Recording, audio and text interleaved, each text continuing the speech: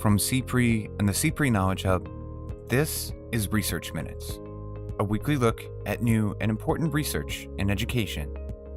Today, we look at school leadership in the wake of COVID-19 and a new framework designed to help educators respond and improve going forward. There was just this range of challenges that were accelerating, complicated, and people couldn't rely too much on what used to happen in schools. So John and I felt that we really wanted to look at how to help educators deal with this set of complexities and the acceleration associated with it. We welcome renowned education leadership experts Jonathan Supovitz and John Doria, co-authors of a research-backed guide and companion video introducing the Leadership for Learning framework. They walk us through the framework and how it might look in action. What we essentially did was created a mock leadership team that was really grappling with problems that came from the experiences of some of our school principals and district leaders who were involved in the development process. And some potential applications for district and school leaders in the months and years ahead. We're not going back to the way we used to be, and I think the challenges we have faced and will continue to face, they are really influencing educators to become scientists of learning. That's right now on Research Minutes.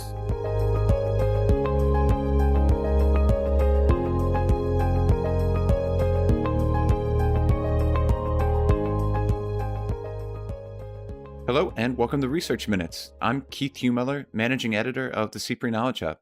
Today, we're happy to be speaking with Jonathan Supovitz, Professor and Director of the Consortium for Policy Research and Education at the University of Pennsylvania Graduate School of Education. He also, in full disclosure, happens to be my boss. Welcome, John. Colleagues, Keith, colleagues. And we're also speaking with John Doria, Director of the Educational Leadership Concentration and member of the Organizational and Leadership Psychology faculty at William James College. He's also co-author of the new book, The Influential School Leader. Thanks so much for joining us, John. I'm excited to be here. So today we're discussing your recent guide and companion video, both now available at gse.upenn.edu, titled Leading Improvement in Challenging Times. They offer a detailed set of improvement processes, leadership skills, and school conditions that can help educational leaders navigate one of the most trying periods in the nation's history and collaborate within their districts, their schools, and teams to address questions of equity, access, technology, pedagogy, and social-emotional support. To start, John Doria, could you walk us through the origins of this project? What was it that you were hoping to achieve, and what expertise or research did you rely on in creating this guide? Well, starting last March, when the pandemic really influenced all of society, but it really led to a big impact on schools, we started realizing that educators were really facing daunting challenges and an acceleration of those challenges. Not only they had about 1 week, if they were fortunate, to move from sort of face-to-face teaching to online learning, which in many, many districts across the country had never happened before. So you had all the technological pieces to it, all the pedagogical pieces to it. It was a big, big challenge, that alone. But at the same time, we had social justice movements that were really impacting schools, not only in terms of their own work to become more equitable, but also how to talk about these issues with schools. This was not necessarily something that all educators were comfortable doing. We had the impact of the economy, which deeply affected communities, which fund the schools. And there was just this range of challenges that were accelerating, complicated, and really people couldn't rely too much on what used to happen in schools. And so John and I felt that we really wanted to look at how to help educators deal with this set of complexities and the acceleration associated with it. And in order to do that, school leaders and school communities really needed to become more nimble in their approach to problems. Schools are slow-moving enterprises.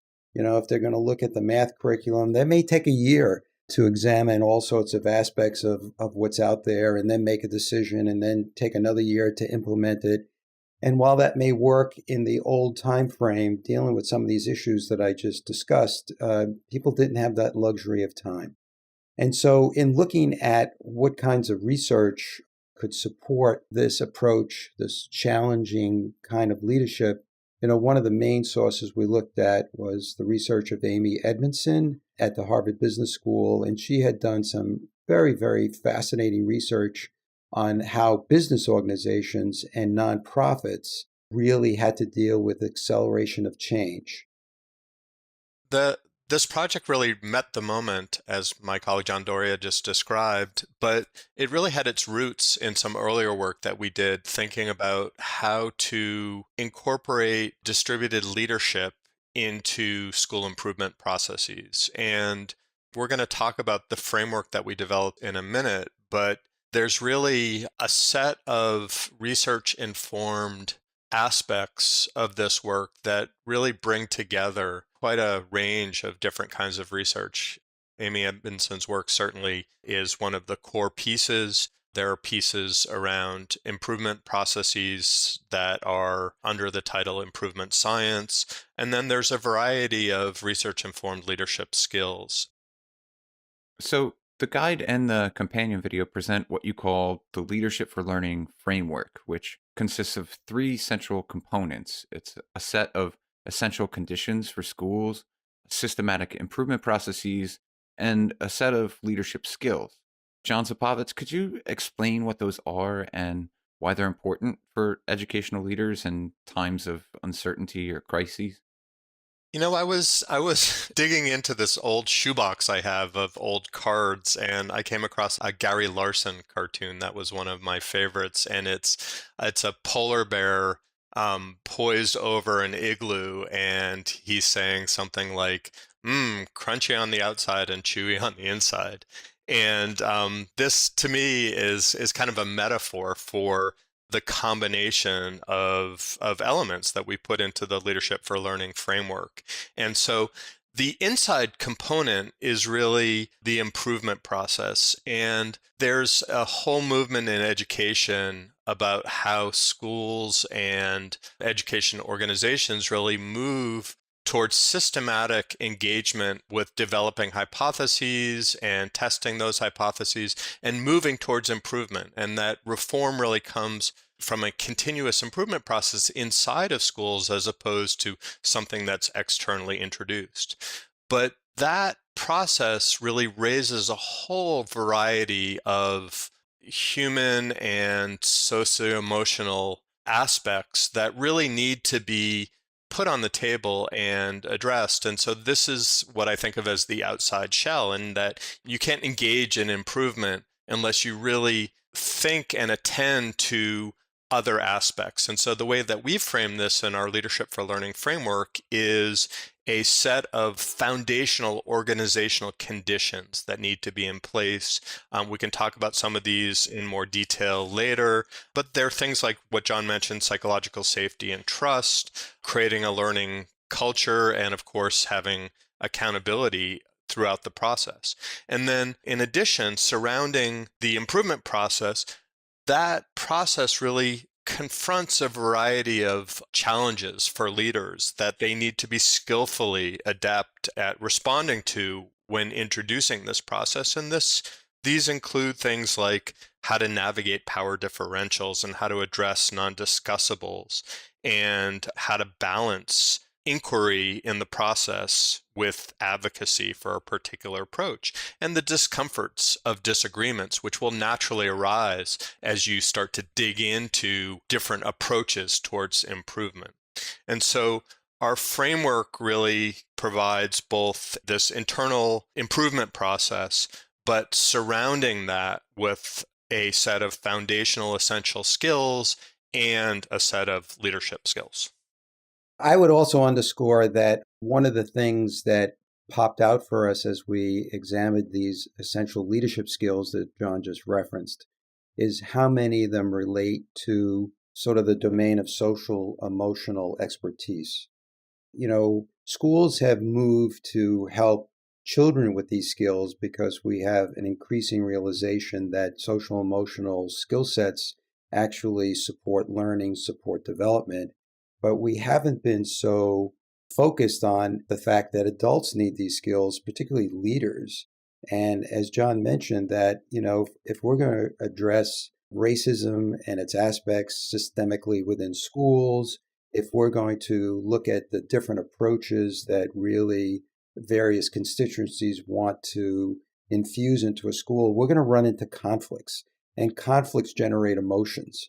And lots of times people are very uncomfortable with those emotions and uncomfortable with disagreements. And so managing your emotions, for example, it became a very important aspect of the leadership skills that John mentioned. I just wanted to say that as just a singular example. It's not the only thing that's needed. And I think one thing that John has taught me in this experience is this really profound concept that we've infused into the essential conditions of schools, which is John's concept of the fractal nature of schooling. And just like fractals are replicants of themselves, we see that the way that adults interact are reflected in the way that adults interact with students and even in the way that students interact. And so this is just another example, I think, of how the leadership skills, which include a variety of social-emotional skills and essential conditions and improvement processes, all really interact together, and that it's in this combination that the power of using continuous improvement for moving schools forward really is centered. The companion video for this guide actually depicts a fictionalized leadership team navigating the COVID-19 pandemic, either using or, in some instances, not using the components of this framework. Could you give us some examples of what those components might look like in a real world setting and what their benefit might be to leaders and their colleagues? So as we started to think about how we would introduce this framework to school leaders this summer, we were really confronted with how do we actually create an experience that relates to the actual experience of school leadership teams and school faculty members. And we decided that it would be impractical for us to actually bring different folks into a single space to do this. So we decided that we were going to create a mock leadership team, and we used avatars as the particular representations of the members of the leadership team. And we created an experience of this leadership team grappling with how they were going to start with introducing a hybrid learning experience for members of their community, and then how they were going to meet the needs of kids as they tried to think about what a hybrid learning opportunity looked like, and then different members of a certain grade level team trying to develop some ideas about how they would increase student senses of engagement and belonging with their school experiences, and then collecting some data and testing some hypotheses. And so what we essentially did was created a mock leadership team that was really grappling with problems that came from the experiences of some of our school principals and district leaders who were involved in the development process. And we really tried to create a realistic scenario that exemplified the three elements of our framework. So there was an improvement process, a set of essential conditions that we had the principal of the school trying to create, and some of the leadership skills that arose as the team participated in this improvement journey. And one example of that involved, as John mentioned, the team trying to figure out how to strengthen belonging and engagement, particularly during the times when the teaching would occur online.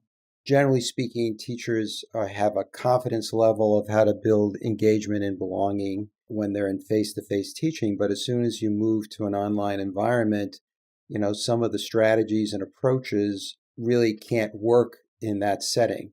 So in this setting that John described, there was a mini experiment that got developed, and some of the teachers really decided to try offering more choices to students in their activities, where others tried a different experiment where they spent more time in the beginning of a lesson developing a sort of a social emotional connection with kids and deepening their relationship with kids with social activities before they delved into the meat of the lesson.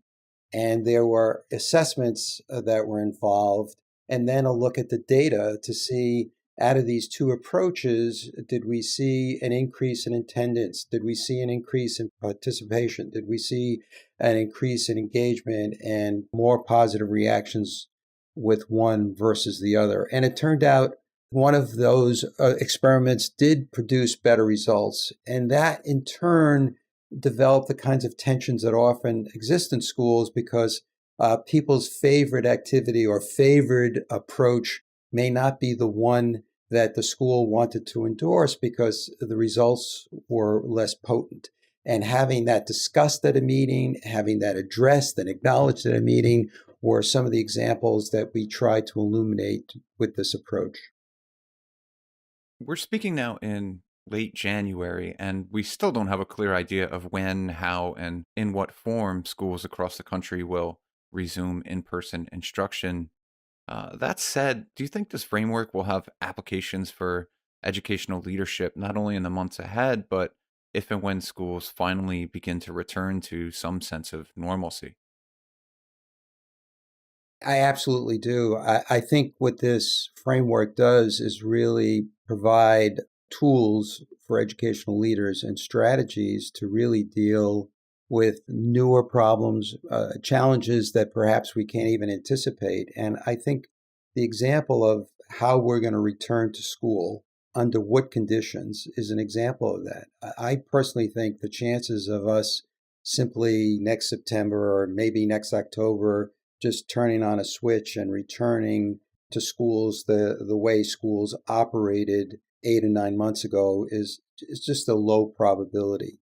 And I think schools are going to have to figure out how do we take all the experiences that are quite varied that our students had, depending on their family situation, their technology, their ability to practice the skills that they were taught in a hybrid environment. And how do we make sense of that within our schools? And that includes the educators themselves who had a variety of teachers. Some teachers taught solely online, some are doing hybrid, some are doing live. And how do we rebuild community in schools? How do we really look forward and say, what could we take from this experience and actually make our teaching and learning stronger than it was before COVID? And what are the things we want to jettison that perhaps don't make sense anymore if, in fact, we can come back? That's a complicated issue. And I think some of the conditions that we need to discuss that, like psychological safety, some of the ideas that we need to really practice some experimentation to see what might be a better approach. How do we really tap into the perspectives of parents and different constituencies, which require, managing people who are not going to agree are all going to be important skills that educational leaders will need in order to build whatever this return to school looks like. Just to reiterate what John just depicted, both students and faculty members are going to come back to school with all of these different experiences. And this Leadership for Learning framework that we have started to articulate really provides a way for school leaders to capitalize on all of those diverse experiences to infuse the best of them or to hypothesize about ways to improve the experiences of students and to make their experiences more culturally responsive, and to start to bring those notions that were developed perhaps in pockets or by individuals into the regular organization and structures and routines. Finally, do you think that there are opportunities here for future research, possibly into school and district responses in the wake of the pandemic, or how and under what conditions educational leaders were able to navigate this period and successfully support students in their schools? Absolutely. I think we're not going back to the way we used to be. And one way I like to think about some of these changes is I think the challenges we have faced and will continue to face, they are really influencing educators to become scientists of learning.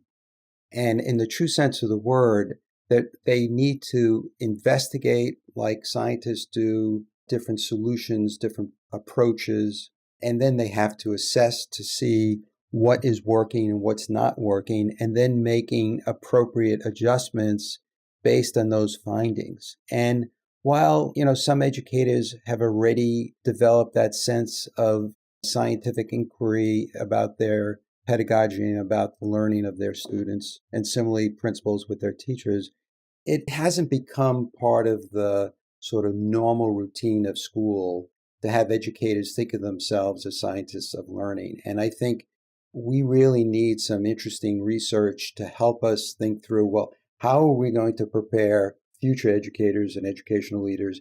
How are we going to help current educators and educational leaders move from where they are now to this different approach? If you just take a simple thing like a lesson plan, well, schools of education have helped aspiring teachers develop lesson plans that are rich in engagement and rigorous in content and, how to assess the learning.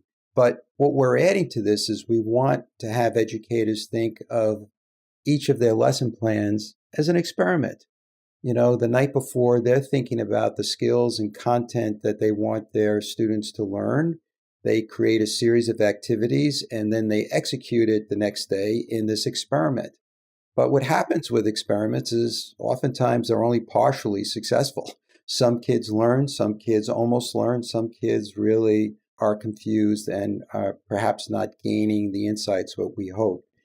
And what teachers need to begin to realize, as well as their supervisors, their principals, and their superintendents, is that's a typical kind of experiment. And what we want educators to think of is to first know the results of that experiment, and then not to judge themselves or to shame themselves as there's something wrong, but really to strategize, what can I do differently tomorrow to really close some of those gaps and support the people who have already learned the lesson?